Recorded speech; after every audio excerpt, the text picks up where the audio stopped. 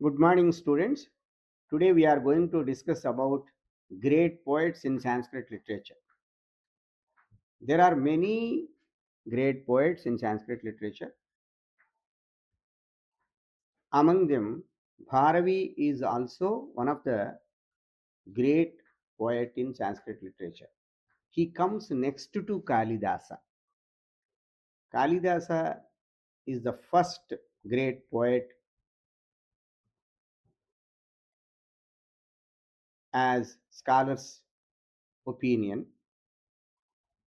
Kalidasa is the greatest poet, not only in Sanskrit literature, in the world literature. Bharavi is the next to Kalidasa. So we are going to discuss about Bharavi now. Ayam Mahakavihi Bharatasya Katamam Janapadam Swajanusha Alamakarshit Kasyava Vamsisya Avatamsatam Gataha iti Adyapi na Nirnaya Padhamarohati. Bharavi అనేటువంటి మహాకవి కాళిదాస మహాకవి తర్వాత చెప్పుకోదగినటువంటి వాడు. సంస్కృత సాహిత్యంలో కోట్ల మంది మహాకవులు ఉన్నారు. కోట్ల మంది. ఇంతమంది మహాకవుల్ని కలిగినటువంటి సాహిత్యం సంస్కృత సాహిత్యం మాత్రమే అని చెబితే అది ఎవరు తప్పుపట్టడానికి అవకాశం ఉండదు. అంత గొప్ప సాహిత్యం ఉంది సంస్కృతంలో. అంతమంది కవులు ఉన్నారు. అయితే వాళ్ళందరిలోకి కూడా కాళిదాసు అనేటువంటి మహాకవి సామాన్యుడు కాదు. అందరూ కూడా నెత్తిన పెట్టుకుంటారు ఆయన్ని. ప్రపంచంలో తమ భాషలు తమ సాహిత్యం తెలిసిన వాళ్ళందరూ కూడా కాళిదాసు గురించి విన్నప్పుడు, కాళిదాసు యొక్క రచనలు ఇలా ఉంటాయని విన్నప్పుడు వాళ్ళకి అనిపిస్తుంది, మా అందరికన్నా కూడా మా భాషలో వచ్చిన వాళ్ళందరికన్నా కాళిదాసు ఇంత గొప్పవాడు కదా అని. అంత గొప్ప కాళిదాసుకి తర్వాత ఎవరు, ఆయన నంబర్ 1 అయితే నంబర్ 2 ఎవరు అనేటువంటి స్థితిలో భారవిని ఆయన తరువాత వాడుగా మనం చెప్పుకుంటాం. అంత గొప్ప భారవి గురించి మనం తెలుసుకోబోతున్నాం. అయితే ఈ మహాకవి భారతదేశంలో ఏ ప్రాంతాన్ని తన జన్మతో అలంకరించాడు. మనము పుడతాం, చాలామంది పుడతారు, కానీ మన జన్మతో అలంకరించాము ఈ భూమిని, ఈ దేశాన్ని అని చెప్పుకోగలమా? ఏదైనా ఒక మంచి పని చేస్తే అవకాశం వస్తుంది. కానీ ఆయన ఇచ్చినటువంటి ఒక గొప్ప మహాకావ్యం వల్ల ఆయన జన్మించి అలంకరించిన ప్రదేశం ఏది అనే విషయం, అలాగే కశ్యవా వంశస్య అవతంసతాం గతః, ఏ వంశంలో పుట్టాడు ఆయన, ఎవరి వంశంలో. అవతంసం అంటే శిరోభూషణం, తల మీద పెట్టుకునే ఆభరణం అన్నమాట. అంటే ఏ వంశం వాళ్ళు ఆయన మా వంశం వాడని చెప్పుకుని ఆ తల మీద ఆభరణంలాగా భావిస్తూ చెప్పుకోదగిన స్థితి ఉందో, ఏ వంశానికి ఆ గొప్పతనం పట్టింది అనేది ఇప్పటికి కూడా మనం నిర్ణయించడానికి అవకాశం లేదు. అటువంటి సమాచారం మన దగ్గర ఏమీ పెద్దగా లేదు. తథాపి ప్రచలిత ప్రవాదం అనుసంధాయ భారవే కాల నిర్ణయ విషయే కేవలం కతిపయైః బహిరంగైః ఏవ ప్రమాణైః కించిదున్నేతుం పార్యతే నాంతరంగైః.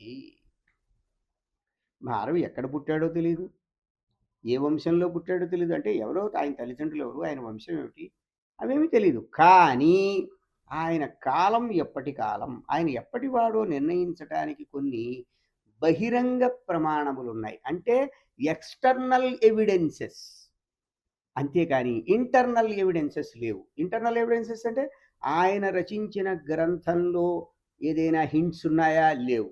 బహిరంగంగా కొన్ని మనకి, అంటే బయట కొన్ని దొరికినాయి మనకి. అవి ఏమిటి అంటే, అవంతి సుందరీ కథాయాం లిఖితాం కథాం అనుసృత్య కౌశికగోత్రోత్పన్నస్య నారాయణస్వామినః పుత్రో భారవిః. అవంతి సుందరీ కథ అని ఒక గ్రంథం ఉంది. దానిలో ఒక కథ వ్రాయబడింది. ఆ కథని బట్టి మనకి ఏం తెలుస్తోందంటే, నారాయణస్వామి అనే ఒక వ్యక్తి ఆయన కౌశిక గోత్రంలో పుట్టాడు, ఆయన కుమారుడే భారవి అని మనకి తెలుస్తోంది. అంటే బహిరంగంగా, అంటే బయట.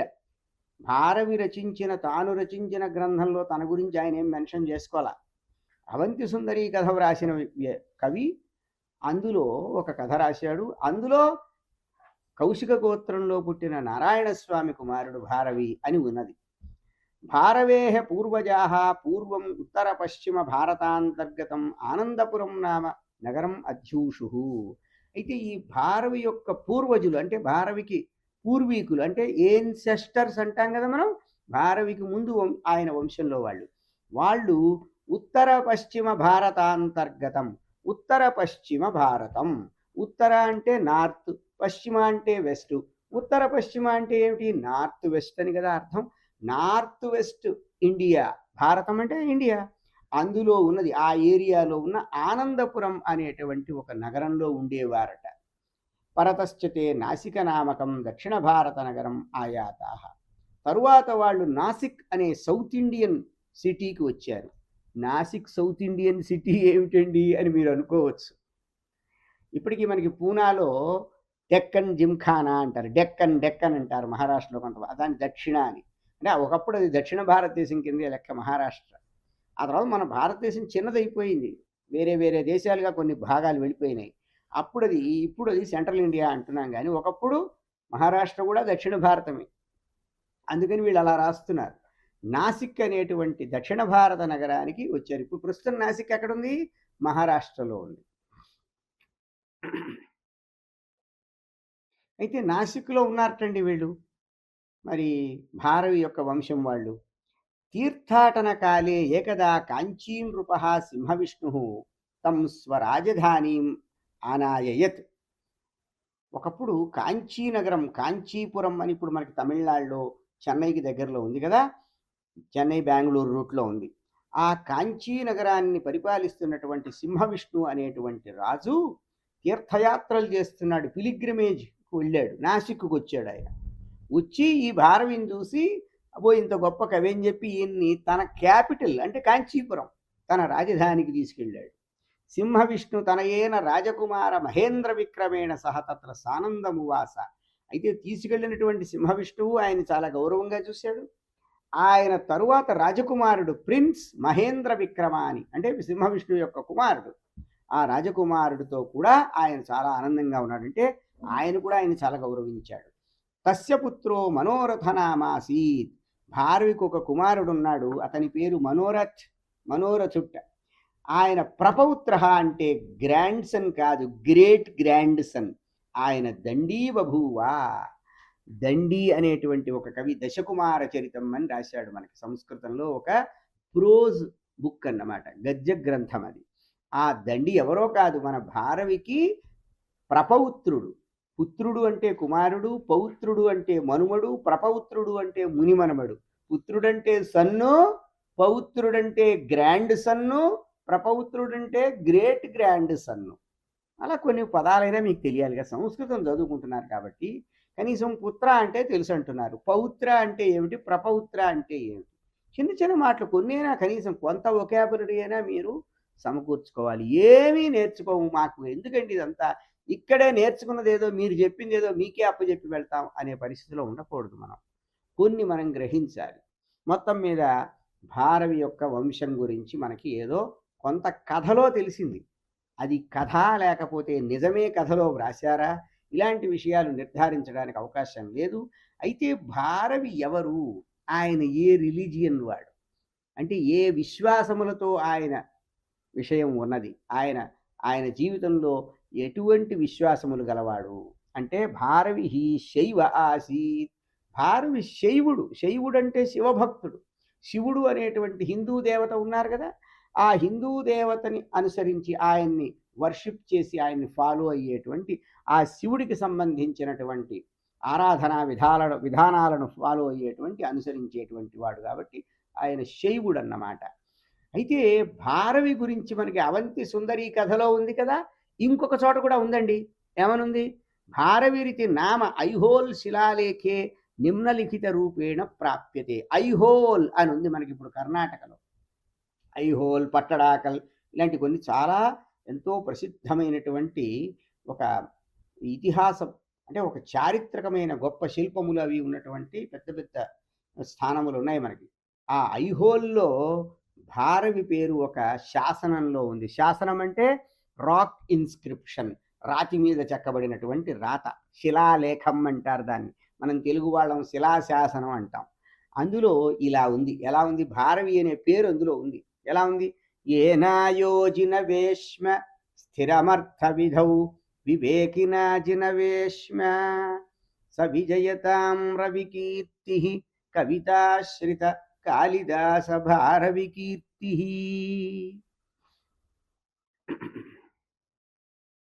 అయితే ఈ శిలాశాసనంలో భారవి కీర్తి ఇక్కడ తప్పుపడింది, అక్షరాలు తప్పుపడ్డాయి.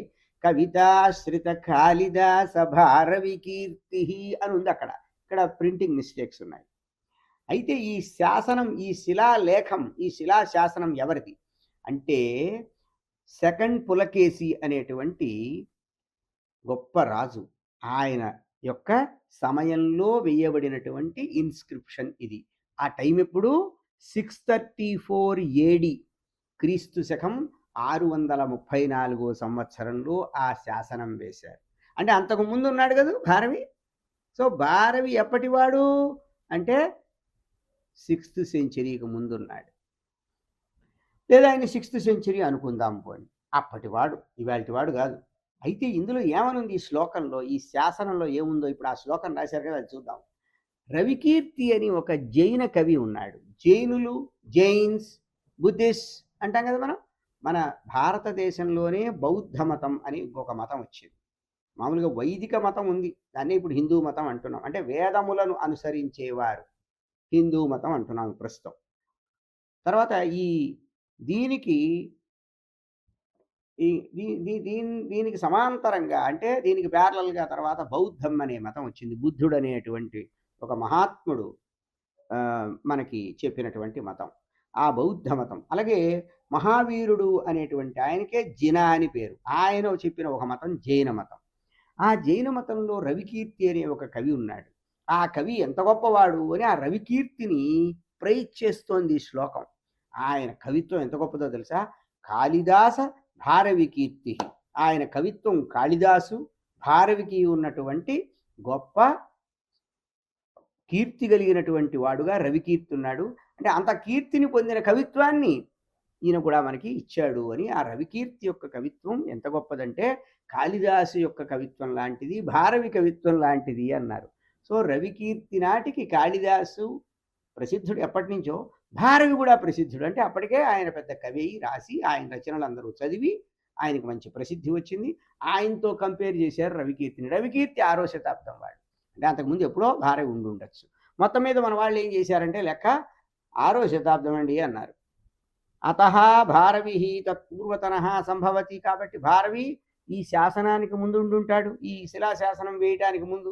ఏవం భారవే సమయ క్రీస్తీయ 6వ శతకం ఇది మంతుం యుజ్యతే. కాబట్టి భారవి సమయం ఏమిటంటే క్రీస్తు శకం 6వ శతాబ్దంగా మనకి అనుకోవచ్చు. అయితే ఇప్పుడు భారవి కాలం గురించి తెలిసింది మనకి. ఆ తర్వాత ఏం రాశాడండి ఈయన? కవో కవో కవో అంటున్నారు మీరు. మహాకవి మహాకవి మహాకవి కాళిదాసు తర్వాత వాడు. ఈయనను కూడా పోల్చుకున్నారు, ఈయన కవిత్వంతో పోల్చుకున్నారు జైన కవి రవికీర్తిని. ఇంతవాడు అంతవాడని ఏం చేస్తే ఈ పేరు వచ్చింది ఆయనకి? అస్య కవేః కిరాతార్జునీయాఖ్యం ఏకమేవ కావ్యం ఉపలభ్యతే.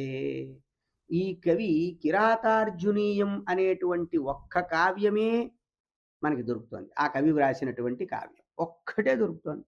ఏం రాశాడో మనకి తెలీదు, కానీ ఒక కావ్యం దొరుకుతోంది. దాని పేరు కిరాతార్జునీయం.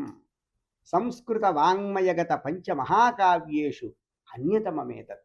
ఏమిటండి కిరాతార్జునీయం యొక్క గొప్పతనం అంటే, సంస్కృత భాషలో పంచమహాకావ్యములు అని ఉన్నాయి. 5 మహాకావ్యములు బోలెడు ఉన్నాయండి, లక్షలు కోట్లు ఉన్నాయి. కానీ ఒక 5ంటిని పంచమహాకావ్యాలను తీసుకున్నారు. అలాగే ఎప్పుడైతే సంస్కృతంలో అలా వాటిని రికగ్నైజ్ చేశారో, గుర్తించారో, అన్ని భాషల వాళ్ళు తమ తమ సాహిత్యాల్లో పంచమహాకావ్యాలు పంచమహాకావ్యాలు అని చెప్పారు. ఇప్పుడు మనకి తమిళంలో అలాగే ఉన్నాయి. శిలప్పదిగారం, మణిమేకలై అని అలా అలా కొన్ని వాళ్ళకి పంచమహాకావ్యాలు ఉన్నాయి. అలాగే తెలుగులో ఉన్నాయి పంచమహాకావ్యాలు. మను చరిత్ర, వసు చరిత్ర అంటూ ఇలాంటి పేర్లతో కొన్ని మనకి పంచమహాకావ్యాలు తెలుగులో ఉన్నాయి. ఈ విధంగా ఈ పంచమహాకావ్యాలు అనేవి మొట్టమొదట సంస్కృతంలో ఏర్పరిచారు. కాళిదాసు అందులో 2 రాశాడు. తర్వాత భారవిది ఒక కావ్యం. ఇహ 18 సర్గాః సముల్లసంతి. కిరాతార్జునీయంలో పంచమహాకావ్యాల్లో ఒకటి కదా అది, సంస్కృత పంచమహాకావ్యాల్లో. అందులో 18 సర్గలు ఉన్నాయి, అంటే 18 చాప్టర్స్ లాగా ఉంది. అస్మిన్ హి మహాకావ్యస్య అఖిలాని లక్షణాన్ని పరిపూర్ణతయా అభివ్యక్తిముపగతాని విభావ్యంతే. మహాకావ్యం అంటే ఎలా ఉండాలో చెప్పారు. వాటిని లక్షణములు అంటారు, అంటే క్యారెక్టరిస్టిక్ ఫీచర్స్ అంటాం కదా మనం ఇంగ్లీష్లో. మహాకావ్య లక్షణములు ఎన్నైతే చెప్పారో అన్ని లక్షణాలు పూర్తిగా ఉన్నటువంటి కావ్యం కిరాతార్జునీయం. మీకు కిరాతార్జునీయంలో అన్ని మహాకావ్య లక్షణాలు ఉంటాయి. కవివరోయం అలంకార శాస్త్ర నిపుణో నీతితంత్రేషు ప్రకాండ పండిత ప్రౌఢో వైయాకరణశ్చ ఆసీత్. ఈ కవి భారవి అనేటువంటి కవిశ్రేష్ఠుడు అలంకార శాస్త్రంలో నిపుణుడు. మనం అలంకార శాస్త్రం గురించి చెప్పుకున్నాం ఎప్పుడు, భరతముని గురించి మాట్లాడినప్పుడు. అలాంటి అలంకార శాస్త్రంలో మనవాడు చాలా ఎక్స్పర్ట్. నీతి శాస్త్రం, నీతి అంటే ఎలా నడుచుకోవాలి, మేనేజ్మెంట్ అంటున్నాం కదా ఇప్పుడు మనం. ఆ నీతి తంత్రం అంటే మేనేజ్మెంట్, మేనేజీరియల్ స్కిల్స్, రకరకాల మేనేజ్మెంట్స్ ఉంటాయి కదండి, వాటన్నింటిలోనూ పెద్ద పండితుడు. చాలా గొప్ప వైయాకరణుడు, అంటే గ్రమేరియన్ అంటామే, గ్రామర్, వ్యాకరణం తెలిసినటువంటి పండితుడు. తస్మాదేవ కారణాత్ అర్థగౌరవ ఆత్ రాజనీతి రహస్య నిరూపణ ధియాచ కావ్యమిదం కావ్యాంతరేభ్య అతితరాం వైశిష్ట్యమావహతి. ఆయన పెద్ద గ్రమేరియన్ వైయాకరణుడు కావడం చేత, నీతితంత్రములు బాగా తెలిసినవాడు కావటం చేత, అర్థగౌరవం భారవి యొక్క కవిత్వంలో ఏముంటుందంటే మీనింగ్కి ఇంపార్టెన్స్ ఉంటుందన్నమాట. శబ్దానికి, వర్డ్కి ఇంపార్టెన్సా, వర్డ్ వల్ల తెలిసే అర్థం మీనింగ్కి ఇంపార్టెన్సా అంటే he gives importance to meaning, అర్థగౌరవం. ఆ భారవి యొక్క శ్లోకం చదువుతుంటే ఆ అర్థం అప్ప ఎంత బాగా రాశాడు, ఎంత గొప్ప అర్థాన్ని ఇందులో ఇమిడ్చి మనకి, ఎంత గొప్ప కవి హృదయం, ఆ ఇంటెన్షన్ ఆఫ్ పోయెట్, అది ఎంత బాగుంది అని మనకు అనిపిస్తుంది. అలా ప్రతి శ్లోకంలో ప్రతి పదంలో కనపడుతుంది మనకి. అంతేకాదు రాజనీతి రహస్యాలు, ఇప్పుడు మన రాయల్ పాలసీ, పబ్లిక్ పాలసీ అంటున్నామే, ఆ రాజనీతిని ఎలా మనం ఉండాలి, మన ఎక్స్టర్నల్ అఫైర్స్లో మనకి విదేశీ ఫారిన్ పాలసీ ఎలా ఉండాలి, ట్రేడ్ పాలసీ ఎలా ఉండాలి, రకరకాల పాలసీస్ ఉంటాయి కదా, అవన్నీ కూడా బాగా తెలుసు ఆయనకి. అవన్నీ కూడా ఆయన రచనలో మనకి కనపడుతూ ఉంటాయి. రాజనీతి రహస్య నిరూపణం, రాజనీతి రహస్యాలన్నీ కూడా నిరూపిస్తాడు. అందువల్ల ఈ కావ్యం అంటే, ఈ కావ్యం అంటే ఏది, కిరాతార్జునీయం. ఎవరిది, భారవి రాసిన కావ్యం. కావ్యాంతరేభ్య అతితరాం వైశిష్ట్యమావహతి. వేరే గొప్ప కావ్యములు అన్నింటికన్నా కూడా గొప్పగా మనకి అనిపిస్తుంది. అబ్బా, ఈ విషయాలు కొత్తగా ఉన్నాయి, వేరే కావ్యాల్లో దొరకట్లేదు, ఎంత బాగా రాశాడు కవి అని. అంటే ఆ కవి ఎందులో నిపుణుడో ఆ నైపుణ్యం అంతా ఆ కావ్యంలో మనకి రిఫ్లెక్ట్ అవుతూ ఉంటుందన్నమాట. అలాగ వాళ్ళు నిర్మించారు. అది మనకి అర్థమైనప్పుడు కలిగే ఆనందమే ఆనందం. వర్ణనా శైలి నా శౌజపూర్ణ. ఇతని శైలి ఉందే చాలా ఎంతో బాగుంటుంది, చాలా ఎంతో ఎంతో చక్కగా ఉన్నతంగా ఉంటుందన్నమాట. యద్యపి భారవే భాష అర్థగాంభీర్యవశాత్ క్వచిచ్చవా రూక్షా సంజాత తథాపి రసనిర్భరత్వాత్ సా మగ్నమపి న విజహాతి. మాధుర్యం న విజహాతి. అయితే అర్థానికి ఇంపార్టెన్స్ ఇవ్వడంతో భాష కొంచెం గడుసుగా అనిపిస్తుంది. అయినప్పటికీ కూడా రసం అంటే ఏమిటి, ఆనందింపజేసేటువంటి ఒక పదార్థం కదా రసం అంటే. మనం చెప్పుకున్నాగా శృంగార రసం, వీరరసం, హాస్యరసం, ఇలాంటి రసాలు ఉంటాయి.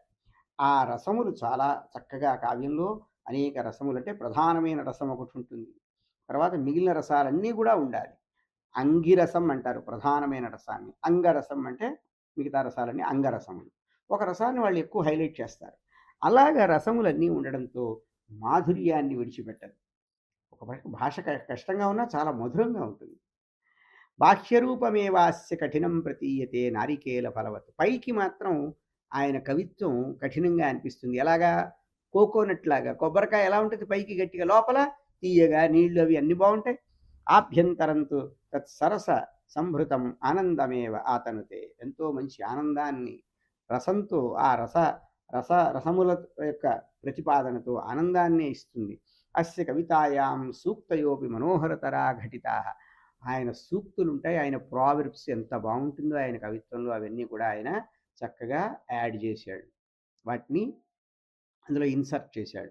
కథానకస్య గురుత్వేపి తత్ర చరిత్ర చిత్రణ చమత్కారः కల్పనా కమనీయత గంభీర భావన సన్నివేశः చిత్రకావ్యరచనా నైపుణ్యం చ మహాకావ్యమిదం అత్యుచ్యతర సమ్మా సమ్మానస్య ఆసనే ప్రతిష్టాపయంతి. అయితే మరి కథ చాలా చిన్నదే. చిన్న కథనే పెట్టాడు అందులో ఆయన. కానీ అక్కడ ఆ చిత్రణం అంటే ఆ ఒక్కొక్క పాత్రని చరిత్ర వాటిని చిత్రించడం, మంచి చమత్కారము, ఆయన కల్పించడం, ఆయన ఇమాజినేషన్స్ చాలా బావుంటాయి. అలాగే గంభీరమైనటువంటి లోతు, గంభీర అంటే లోతు, లోతైనటువంటి భావనలుంటాయి. తర్వాత చిత్రకావ్యం అంటే ఏంటంటే, ఆ శ్లోకం ఇలా రాస్తే పద్మంలా కనపడుతుంది.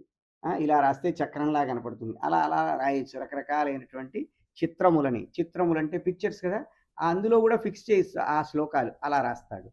వీటి వల్ల గొప్ప ఉన్నతాసనంలో ఈ కావ్యాన్ని ప్రతిష్ఠింపజేస్తున్నాయి ఈ గుణములన్నీ కూడా.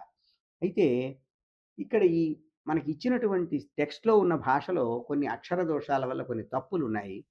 ఆ తప్పులు ఉన్నప్పటికీ కూడా మనం ఆ పదముల యొక్క విషయం ఇది అయ్యుంటుంది అని మనం జాగ్రత్తగా ఆలోచించి చెప్పుకున్నాం. మొత్తం మీద భారవి అనేటువంటి మహాకవి కాళిదాసు తరువాత వాడు. ఆయన క్రీస్తు శకం 6వ శతాబ్దం వాడు.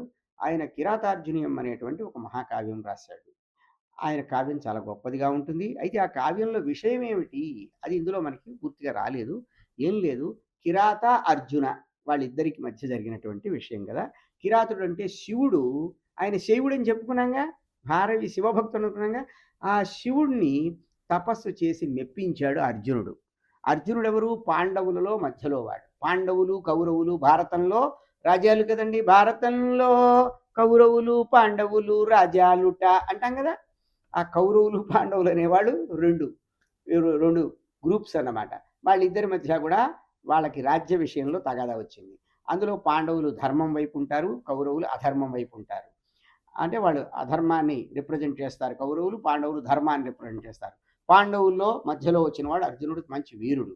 అతను మంచి శక్తియుక్తులు ఉన్నప్పటికీ దైవబలం కావాలని ఈశ్వరుడు అంటే శివుడు గురించి తపస్సు చేస్తే ఆ ఈశ్వరుడు కిరాత వేషంలో, కిరాతుడు అంటే హంటర్ అన్నమాట, ఫారెస్టర్, మౌంటైనీర్ అంటామే, ఆ వేషంలో వచ్చి ఆ అర్జునుడి యొక్క శక్తిని పరీక్షించి అంటే అతనితో యుద్ధం చేస్తాడు. అర్జునుడు శివుడు యుద్ధం చేసుకుంటారు. ఆ విధంగా అతని భక్తిని, అతని యొక్క యుక్తిని, శక్తిని పరీక్షించి పాశుపతాస్త్రం అనే అస్త్రాన్ని అతనికి ఇస్తాడు. శివుడు ఒక గొప్ప అస్త్రం అన్నమాట. ఇప్పుడు మనం ఆటమ్ బాంబ్స్ అవి ఇవి చెప్పుకుంటున్నామే, అలాగే అస్త్రం అంటే భగవంతుడు అనుగ్రహించినటువంటి ఒక ఆయుధం అన్నమాట. దాంతో అర్జునుడికి విజయుడు అనే పేరు వచ్చింది. విజయుడు, ఆయన విజయుడయ్యాడు. అంటే తప్పకుండా అస్త్రం ఎవరి చేతిలో ఉంటే వాడికే గెలుపు అన్నమాట. ఆ కథని ఇందులో పెట్టారు, కిరాత అర్జునీయం అని. ఆ విధంగా అటువంటి అర్జునుడు ఇక్కడ తపస్సు చేశాడని విజయవాడ అని, అర్జునుడు ఇక్కడ తపస్సు చేస్తే ఆ పాశుపతాస్త్రం శివుడు ఇక్కడ ఇచ్చాడు కాబట్టి ఈ ఊరికి విజయుడు, అర్జునుడు విజయుడైన చోటు కాబట్టి విజయవాడ అని చెప్పి మనకి ఇక్కడ శాసనాలు ఉన్నాయి. కానీ ఈ కిరాతార్జునీయంలో కథ హిమాలయాల్లో జరిగినట్టుగా కవి రాశాడు. అది భారతంలో ఉన్నది. కానీ స్కాంద పురాణం అనేటువంటి మరొక గ్రంథంలో అర్జునుడు విజయవాడ దగ్గర ఇక్కడే తపస్సు చేశాడు. ఇంద్రకీలాద్రి అని ఎదురుగా కొండ ఉంది కదా మనకి, ఆ కొండపైన తపస్సు చేసి శివుణ్ణి మెప్పించి పాశుపతం పొందాడు కాబట్టి ఈ ఊరికి విజయవాడ అని వచ్చింది అని మనకి ఇక్కడ శాసనాలు ఉన్నాయి. కాబట్టి ఈ మన విజయవాడలో వాళ్ళకి ఈ విషయం కూడా మనకి తెలిసి ఉండటం ఒక ఆనందకరమైన విషయం. ఈ విధంగా భారవి అనేటువంటి కవి గురించి మనం తెలుసుకున్నాం ఈరోజు. ఇక ముందు మరికొంతమంది కవుల గురించి కూడా మనం తెలుసుకోబోతున్నాం.